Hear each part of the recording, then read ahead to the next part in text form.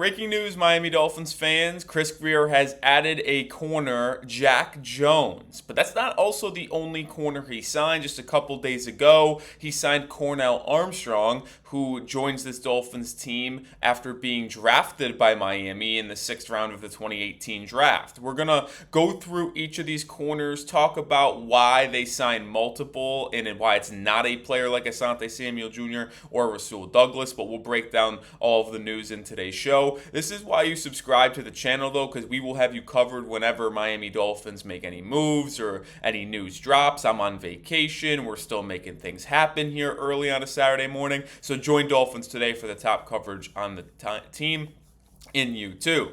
All right, but we'll start with why Miami felt the need to sign multiple corners, and it's, well, one, because their cornerback room stinks. Number two, it's because one of their depth guys and veterans, Artie Burns, suffered a torn ACL on the first day of practices. Now, I know this is not going to be a shock to anyone when I say this, but Artie Burns was never someone who was a lock to be on this 53-man roster, and every time we talked about signing a corner, it's because players like Artie Burns probably weren't going to be good enough to help this football team win games on Sundays in September and October. But Artie Burns was certainly someone who could be a bench player, depth piece, as well as a just solid camp body in July and August. But with him gone, Miami had to sign a couple guys, and that's where I think Cornell Armstrong kind of fits in. I think it's more of a camp body than a player that might be able to impact this football team, but we'll get to him more in depth a little bit later. I now do want to talk about Jack Jones,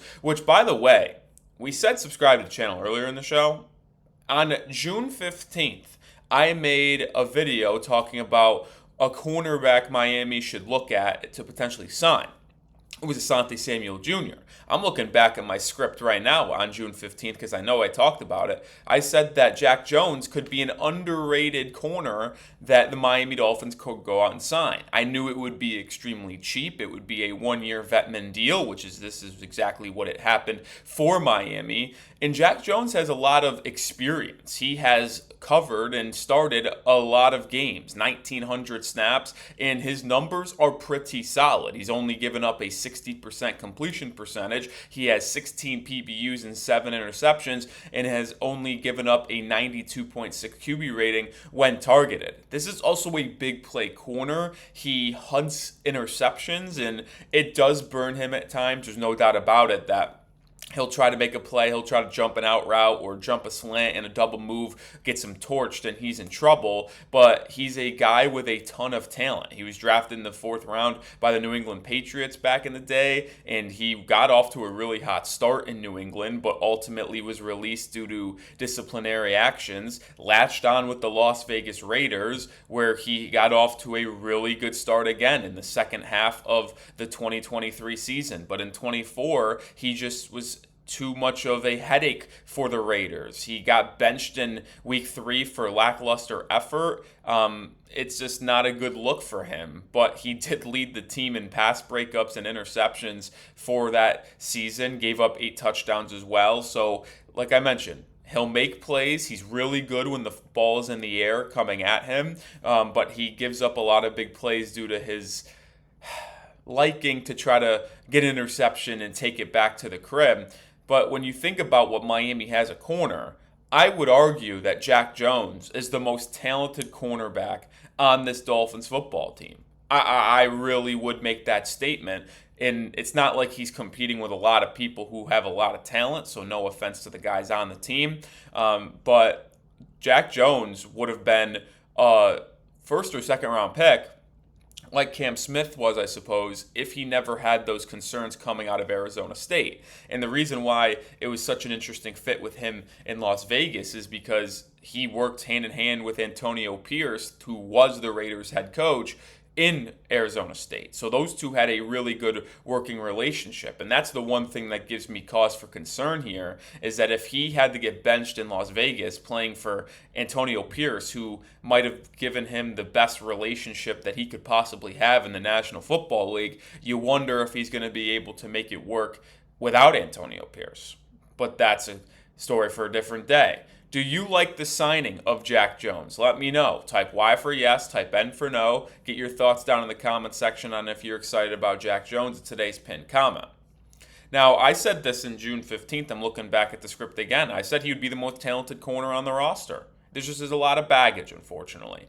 And it's tough to see and wonder if he's going to fit here. This is like a player that you try to sign if you have an established culture and a good locker room, which we know Miami has not had the best one in the past couple of years, but they're trying to make it a better one. And I think we're on the right step with how Mike McDaniel has really approached some of these players in terms of discipline and just setting the tone, and you just add a couple high character guys to the draft and Jonas Savaiinaia and Kenneth Grant. You make a couple good signings like Ashton Davis and Melifonwu, James Daniels, and now it feels like this locker room and culture is heading in the right direction. So maybe Jack Jones can fit in here, but he's an absolute wild card. There's no doubt about it. It does concern me a little bit. Hey, but it is what it is.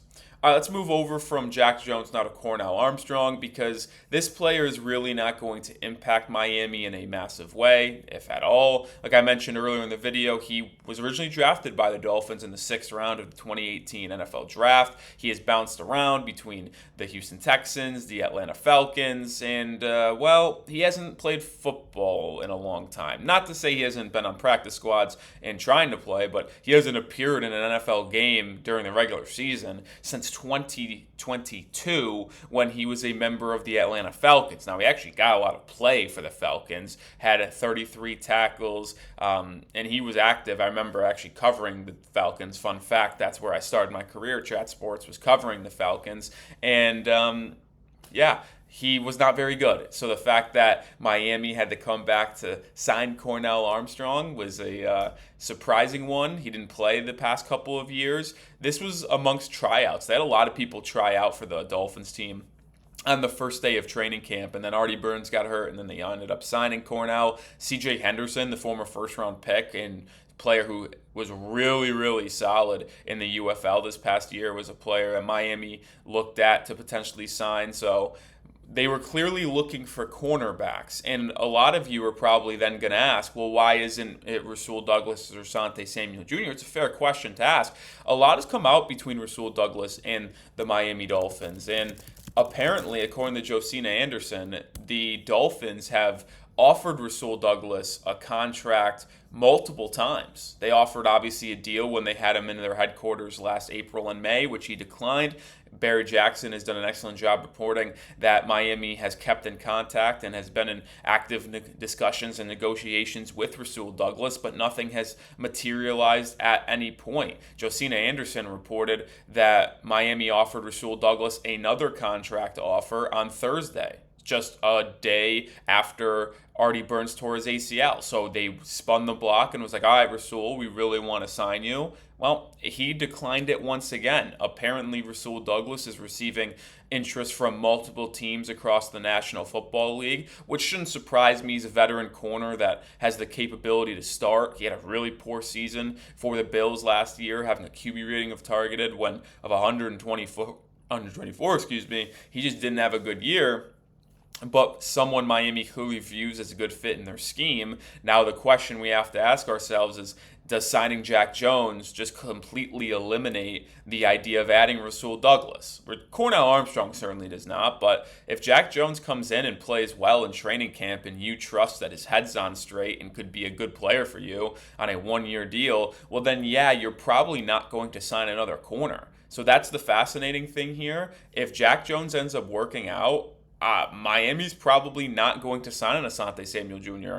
or a Rasul Douglas. Those two ultimately might just be a little too more expensive for Chris Grier's liking, especially with where the Dolphins are in terms of cap space. So it seems like Rasul Douglas is really something that isn't going to happen unless he just lowers his expectations significantly in terms of what he is going to get financially compensated by. But we'll be here to cover it all, so that's why you subscribe to the channel. And if any other news happens around the Miami Dolphins, we will certainly have you covered. I'll be back in office on Monday, and we'll be back ready to break down everything that's been going on in in their early portions of Dolphins training camp. So looking forward to see everyone there. And as always, if you want more up-to-date Dolphins news, follow me over on Twitter at Nic_Rohloff, because I put out and broke the news on Twitter before we came and made this video. So subscribe to the channel and follow me over on Twitter.